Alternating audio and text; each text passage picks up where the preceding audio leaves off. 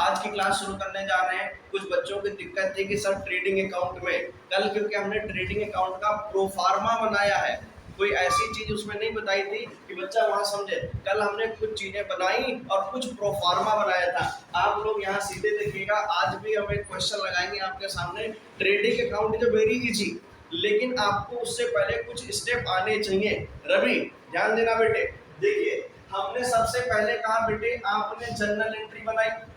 Journal entry से laser, laser में जो बाई बैलेंस शीट या टू बैलेंस शीट है वही अमाउंट आपका कहाँ जाएगा, वही ट्रायल में बेटे जाएगा।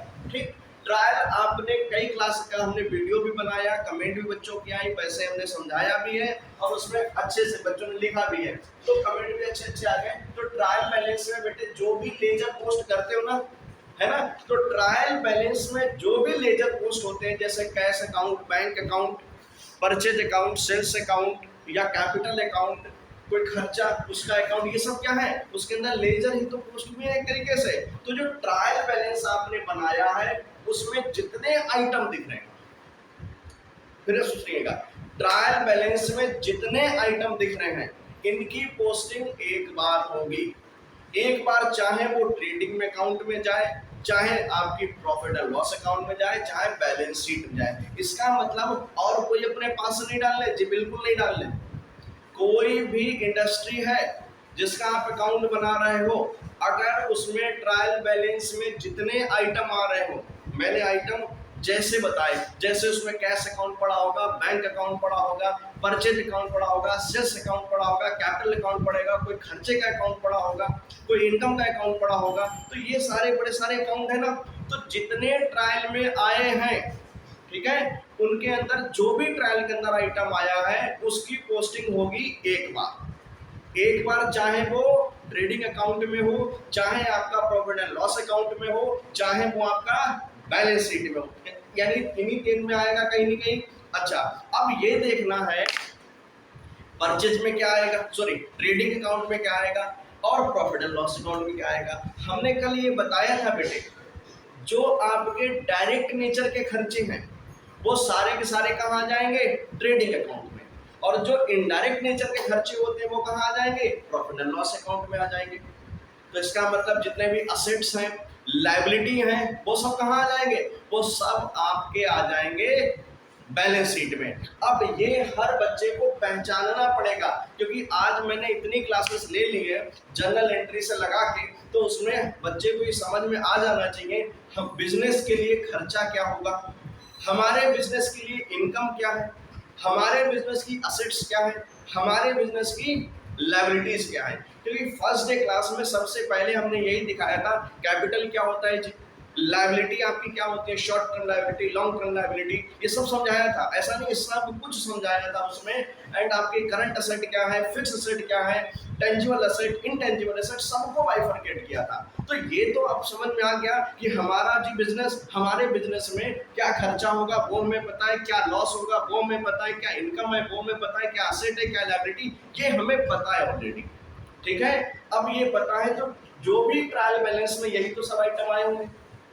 अब इतना बस देखना है कि ट्रायल बैलेंस में अगर कोई असेट है तो बेटे वो आ जाएगी आपकी बैलेंस शीट में, अगर कोई लायबिलिटी है वो आपकी आ जाएगी बैलेंस शीट में, अगर कोई डायरेक्ट नेचर का खर्चा है वो आपका आ जाएगा ट्रेडिंग अकाउंट में, जो इनडायरेक्ट नेचर का खर्चा है वो आपका आ जाएगा प्रॉफिट एंड लॉस अकाउंट में। अब बच्चों को सबसे ज्यादा दिक्कत यहाँ पे है, सर कैसे बाइफरकेट करें कि डायरेक्ट खर्चा कौन सा है, इनडायरेक्ट खर्चा क्या है, ये कैसे बाइफरकेट करें, इसमें बड़ी सारी समस्या आएगी।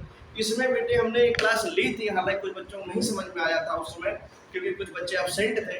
ठीक है, तो डायरेक्ट मैंने एक थोड़ी सी बात भी बताई थी, the cost which is directly और economically identified with the related product that is called of direct cost.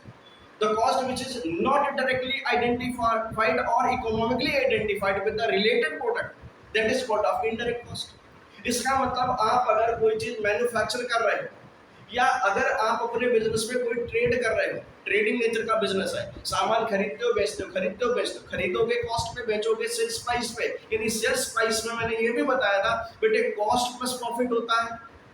जरा ध्यान से समझना। तो यानी हर बार जब खरीदोगे बेचोगे आपका प्रॉफिट बढ़ता जाएगा। यही होता है ट्रेडिंग में। मैन्युफैक्चरिंग में जो कॉस्ट आती है, मैन्युफैक्चर करते हो दैट इज कॉस्ट, तुमसे बेच दिया प्लस प्रॉफिट भी तो बेचते हो, तो जितना बनाओगे बेचोगे दैट इज, इसमें भी आपका प्रॉफिट होता है। तो अब इसमें ये देखना, जो आप मेन प्रोडक्ट बना रहे हो या बेच रहे हो उसमें डायरेक्टली जो कॉस्ट है या कॉस्ट पर यूनिट हम बाइफरकेट कर सकते हैं, इसका मतलब वो डायरेक्ट कॉस्ट है। और जिस कॉस्ट को हम इकोनॉमिकली यानी कॉस्ट पर यूनिट में बाइफरकेट नहीं कर सकते हैं वो आपकी इनडायरेक्ट कॉस्ट है। एक एग्जांपल देके बेटे समझाते हैं। एक एग्जांपल आपके सामने है, जैसे बेटे जैसे मान लीजिए कोई टमाटो बेच रहा हो और एक क्रेट में बेटे कितने आते हैं, 50 केजी टमाटो, है ना, 50 केजी टमाटो आ रहे हैं। और बेटे ये टोटल उसे क्रेट कितने की पड़ी, उसे मान लो 1000 रुपए की पड़ी। क्या कॉस्ट पर यूनिट ये बाइफरकेट हो सकती है? हाँ जी, मैं दिखाता हूँ बेटे। कॉस्ट पर यूनिट का फॉर्मूला है total cost upon total output, यानी टोटल प्रोडक्शन या टोटल जो भी आपकी यूनिट हुई, तो टोटल कॉस्ट बेटे कितनी, 1000 रुपए। टोटल यूनिट कितनी या टोटल आउटपुट कितना है, अब 50 डिवाइड बाई कर दो, कितना हो जाएगा, है जी 20 रुपए हो जाएगा कि नहीं। देखिए कॉस्ट पर यूनिट में बाइफरकेट हो जाएगी कि नहीं। तो that is called of direct cost, यानी आप टमाटो में डील कर रहे हो, टमाटो की जो परचेज होगी वो आपकी डायरेक्ट कॉस्ट हो जाएगी बेटे। अब इसी बात बेटे मैं ये कह रहा हूँ, जैसे मान लीजिए इस क्लास में इलेक्ट्रिसिटी है, इलेक्ट्रिसिटी का खर्चा है ना। अब मान लीजिए इसमें 10 स्टूडेंट पढ़ते हैं, 10 स्टूडेंट, और एक क्लास चल रही है। कभी कोई बच्चा आया, किसी दिन 5 दिन एक बच्चा नहीं आता, कभी पर डे एक बच्चा आ रहा, कोई सीरियल लाइट के नीचे बैठा, तो उसमें ये पर यूनिट यानी कि पर बच्चा हम बाइफरकेट नहीं कर सकते हैं किसने कितनी लाइट कंजम्पशन करी। तो इसका मतलब ये इनडायरेक्ट कॉस्ट हो गई। हाँ जी, ये इनडायरेक्ट कॉस्ट है, ये P&L में जाएगी, है ना। यानी हर वो कॉस्ट जिसको हम इकोनॉमिकली आइडेंटिफाइड यानी कॉस्ट पर यूनिट में बाइफरकेट कर सकते हैं, पहला पॉइंट। दूसरा, जो रिलेटेड करेगी हमारे प्रोडक्शन से रिलेटेड, डायरेक्टली रिलेटेड होगी, जैसे मटेरियल कॉस्ट, लेबर या वेजेस कॉस्ट या डायरेक्ट खर्चे, ऐसे जो प्रोडक्शन करते समय डायरेक्टली आइडेंटिफाइड करें हमारे मेन प्रोडक्ट को, तो वो हमारे क्या हो जाते हैं, सारे डायरेक्ट खर्चे होंगे। और हर एग्जांपल देके हम ऐसे ही आपको समझाएंगे, धीरे धीरे ग्रेजुअली समझ में आ जाएगा कि हाँ डायरेक्ट कॉस्ट क्या होती है और इनडायरेक्ट कॉस्ट क्या होती है। जो डायरेक्ट नहीं वो इनडायरेक्ट है, और जो इनडायरेक्ट है वो आपकी P&L में आएगी, बस सीधी सी बात है। ठीक, जैसे एग्जांपल बेटे, अगर मैं मैन्युफैक्चर कर रहा हूँ, अगर मार्कर, मेरी बात समझना, तो मार्केट में समझना क्या डायरेक्ट है क्या इनडायरेक्ट है। मार्केट में ये दिख रहा कि नहीं, प्लास्टिक सीट, तो बड़े बड़ी सीटें हम लोग ला रहे होंगे, सीट को कटर में लगाते हैं होंगे, है ना, तो इस शेप में लाते होंगे, तो सीट की जो कॉस्ट है that is called of material cost, हमारी डायरेक्ट कॉस्ट हो गई। यानी हर पर मार्कर कुछ सीट लगेगी। मान लो एक सीट में 10 मार्कर बनते हैं, तो 1000 सीट में कितने मार्कर हो जाएंगे ना, कॉस्ट पर यूनिट बाइफरकेट हो जाएगी ना ऑटोमेटिक। और हर मार्कर में बेटे एक नींव लगती है।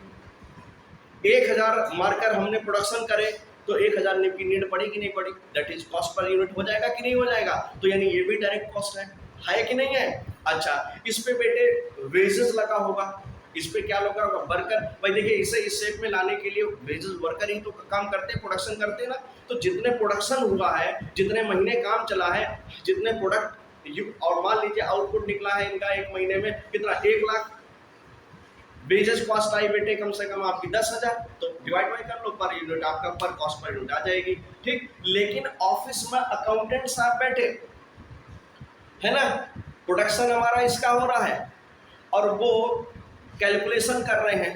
अब प्रोडक्शन पे उनका क्या खर्चा, इनडायरेक्ट कॉस्ट है कि नहीं है, इनडायरेक्ट कॉस्ट है कि नहीं है। भाई वो इसका भी लेखा जोखा कर रहे हैं, बैलेंस शीट बना रहे हैं, सैलरी भी तो बांट रहे होंगे। ऐसा नहीं डायरेक्टली इसी का काम कर रहे हैं, प्रोडक्शन का ही सारा वो कर रहे हैं, वो सैलरी भी तो बांट रहे होंगे, वो इनकम टैक्स भी तो जमा कर रहे होंगे, जीएसटी भी तो फाइलिंग कर रहे होंगे ना। तो अब उनका ये उनकी जो सैलरी है अकाउंटेंट साहब की, वो मुश्किल है बाइफरकेट करना कि प्रोडक्शन पे कितनी पड़ी, कितना ध्यान उन्होंने सैलरी बांटने में दिया, कितना काम उन्होंने इनकम टैक्स में किया, इतना काम जीएसटी में किया। तो इसका मतलब ये कॉस्ट बाइफरकेट नहीं हो सकती है, ये इनडायरेक्ट कॉस्ट है। ये आपकी कहाँ पे आएगी बेटे, कहाँ आएगी? प्रॉफिट एंड लॉस अकाउंट में। P&L अकाउंट जिसे बोलते हैं, ये कॉस्ट कहाँ आएगी? P&L में। ऐसे ही हम क्वेश्चन ग्रेजुअली करेंगे और धीरे धीरे समझेंगे क्या डायरेक्ट कॉस्ट है, क्या इनडायरेक्ट कॉस्ट है। सर क्या आपको कुछ समझ में यहाँ पे आया? कुछ समझ में आया? डायरेक्ट कॉस्ट यानी इजीली जिसे हम बाइफरकेट कर पाएंगे वो डायरेक्ट कॉस्ट, जिसे इजीली बाइफरकेट नहीं कर पाएंगे वो आपकी इनडायरेक्ट कॉस्ट कहलाएगी। और इनडायरेक्ट कॉस्ट आपके P&L का पार्ट बनेगी, डायरेक्ट कॉस्ट आपकी ट्रेडिंग का पार्ट बनेगी। अब जैसे एक क्वेश्चन था, इसमें बुक निकालिएगा, एक क्वेश्चन था बेटे। जैसे अगर मैं एक क्वेश्चन की बात करता हूं, फाइनल अकाउंट ओपन करके देखते हैं। फाइनल अकाउंट में पहले क्वेश्चन देख लेते हैं बेटे। हालांकि ये सॉल्व है लेकिन आप सॉल्व पे आंसर पे ध्यान नहीं देंगे, जरा इस पे ध्यान देना है आपको। इसमें लिखा बेटे परचेज अकाउंट, लिया कि नहीं? अच्छा, परचेज से पहले क्या इस क्वेश्चन में कहीं ओपनिंग या क्लोजिंग लिखा है? हाँ जी लिखा है। जब ओपनिंग क्लोजिंग स्टॉक लिखा है तो ओपनिंग बेटे ये हमेशा ट्रेडिंग अकाउंट आपका for the year ended 31 March of जो भी हो आपका एक्स कंपनी ऑफ एक्स वगैरह जो भी हो पर्सन उसका नाम लिख देंगे। देन उसके बाद आपका ओपनिंग स्टॉक, पिछले साल का क्लोजिंग, इस साल का ओपनिंग बनेगा कि नहीं? इस साल का ओपनिंग बनेगा, यानी यहाँ पे आएगा बेटे टू ओपनिंग स्टॉक कितने से? 2000 रुपए से। अच्छा, बाई क्लोजिंग में लिख लेते हैं। लिखने का तरीका है बेटे, बाई क्लोजिंग स्टॉक कितना? इंफॉर्मेशन दी है बेटे, क्लोजिंग कितना है पता 5000 बोलते रहिएगा। उसके बाद देखिए यहाँ पे लिखा है परचेज। परचेज का मतलब है टू परचेज, यानी कि हमने डायरेक्टली गुड्स खरीदे बिजनेस के लिए, ट्रेड करने के लिए, तो गुड्स खरीदे वो हमारी डायरेक्ट कॉस्ट हो गई। तो इसका मतलब क्या हो गया बेटे? To purchase. To purchase account कितना? 1 लाख रुपए। लेकिन देखिए क्या परचेज रिटर्न है कहीं पे? नहीं है ना, सेल्स रिटर्न है, परचेज रिटर्न नहीं है। तो इसे हम सीधे सीधे इधर कॉलम में लिखे सीधे यहीं पे लिखते हैं 1 लाख। अब बेटे बात करते हैं बेटे सेल्स। सेल्स यानी कि बाय सेल्स हमने गुड्स हमारे क्या है बेटे डायरेक्ट कॉस्ट में आते हैं भाई, उन्हीं में डील कर रहे हैं तो वो हमारे डायरेक्ट कॉस्ट है। और उन्हीं कॉस्ट को हम जब उन्हीं गुड्स को जब सीधे सेल करते हैं तो उससे रेवेन्यू आता है, तो यानी कि वो डायरेक्ट रेवेन्यू हुआ कि नहीं? तो इसका मतलब वो भी ट्रेडिंग में आएगा कि नहीं आएगा? यानी बाय सेल्स अकाउंट कितने का? 1,50,000। लेकिन बेटे सेल्स से सेल्स रिटर्न माइनस करना होता है और परचेज से परचेज रिटर्न अगर क्वेश्चन में दिया है और इसमें सेल्स रिटर्न बेटे कितना दिया है? 5000 माइनस सेल्स रिटर्न कितना जी? 5000। तो ये 1,45,000 आपका आ रहा है। इसके बाद बेटे बात करते हैं वेजेस। देखिए वेजेस एंड सैलरी दी है, इसका मतलब पहला वर्ड आपका क्या यूज हुआ? वेजेस। वेजेस का मतलब वर्कर। वर्कर कहाँ? फैक्ट्री में काम करते हैं, वहाँ प्रोडक्शन होता है और हम प्रोडक्शन के वर्कर को बाइफरकेट कर सकते हैं। इसका मतलब ये डायरेक्ट कॉस्ट हुई है। लेकिन सैलरी बेटे कहाँ दी जाती है? एम्प्लॉई को। एम्प्लॉई वर्क करता है ऑफिस में, तो ऑफिस में जो एम्प्लॉई काम करता है उसको हम बाइफरकेट नहीं कर सकते। किसने कितना काम किस पे किया ये बाइफरकेट नहीं हो सकता। ठीक है, इसलिए अगर सैलरी एंड वेजेस आएगा तो आपको प्रॉफिट एंड लॉस अकाउंट में डालना पड़ेगा। वेजेस एंड सैलरी आएगा तो आपको कहां डालना पड़ेगा? ट्रेडिंग में। ठीक है, यानी पहले वर्ड से समझ में आ जाना चाहिए। ठीक है, अब चूंकि ये वेजेस है तो आपका ट्रेडिंग अकाउंट में डायरेक्ट कॉस्ट है टू वेजेस अकाउंट कितने से बोलते जाइए बेटे? 10,000 जी। उसके बाद देखिए ऑफिस रेंट, नहीं फैक्ट्री रेंट। फैक्ट्री बेटे फैक्ट्री में प्रोडक्शन ही होता है सिर्फ, और तो कुछ नहीं होता है। लेकिन ऑफिस में बहुत सारे काम होते हैं, जितना प्रोडक्शन हुआ, सेल्स मैनेजर, परचेज मैनेजर है ना, आपकी मार्केटिंग टीम सारी होता है ना, किस पे किसने काम किया ऑफिस में और सारा काम। तो इसका मतलब ऑफिस का अगर रेंट है उसको हम बाइफरकेट नहीं कर सकते पर यूनिट कॉस्ट से, तो वो इनडायरेक्ट कॉस्ट हो जाएगा, वो P&L में चला जाएगा। लेकिन फैक्ट्री कॉस्ट जहाँ प्रोडक्शन होता है उसे पता है कि एक महीने में हमारा फैक्ट्री रेंट कितना जाता है? 10,000 और एक महीने में हमारे मार्कर कितने बने? 1 लाख। तो क्या हम कॉस्ट पर यूनिट निकाल सकते हैं? जी बिल्कुल निकाल सकते हैं। डायरेक्ट कॉस्ट है, यानी टू फैक्ट्री रेंट कितना जी? 5,000। उसके बाद बात करते हैं बेटे ऑफिस रेंट, यहाँ नहीं आएगा। कैरेज आउटवर्ड यानी बेटे सेल्स करते समय जो भाड़ा दिया तो बेटे सेल्स करते समय जो भाड़ा दिया वो हमारी इनडायरेक्ट कॉस्ट कहलाती है, वो हमारा किसमें आता है, वो हमारा हाँ प्रॉफिट एंड लॉस अकाउंट में आएगा। लेकिन जो आपका बेटे आता है कैरेज इनवर्ड, कैरेज इनवर्ड का मतलब परचेज करते समय हमने सामान जो परचेज किया ना, जो सीधे कॉस्ट लगी है ना, उसको परचेज करते समय जो भाड़ा दिया उसको कहते हैं कैरेज इनवर्ड। वो हमारा ट्रेडिंग का पार्ट बनता है क्योंकि वो बाइफरकेट हो जाएगा। ठीक है जी, तो ये हमारा नहीं आएगा, सेल सेटल हो गया। और कुछ बचा है? ठीक बेटे, अब देखो जैसे हमने आपको लेजर पे बताया था कि जिस साइड का टोटल ज्यादा होता है उसी साइड का टोटल हम लिखेंगे। अब मुझे ये लग रहा है बेटे इस साइड का टोटल ज्यादा है, कैसे होता, ये 1,50,000 रुपए निकल के आया। तो जिस साइड का टोटल ज्यादा होता है उस साइड का टोटल दोनों साइड लिखते हैं। ठीक, अब इस साइड ज्यादा है तो कमी इस साइड होगी ना, जितना डिफरेंस होगा वो किसमें डालेंगे, तो ग्रॉस प्रॉफिट में, तो ग्रॉस हाँ जी प्रॉफिट में कितना, तो इसमें से 1,50,000 माइनस कर तो डिफरेंस अपने आप आ जाएगा। कितना आएगा 23,000। ये बेटे हमारा आ गया, यानी इस क्वेश्चन में हमारा ग्रॉस प्रॉफिट 23,000 आता है। मुझे लग रहा है इससे बच्चे कुछ समझ में आया, क्योंकि हमने आपको और बड़ी सारी बातें बताई इसमें कि ट्रेडिंग कैसे बनाते हैं।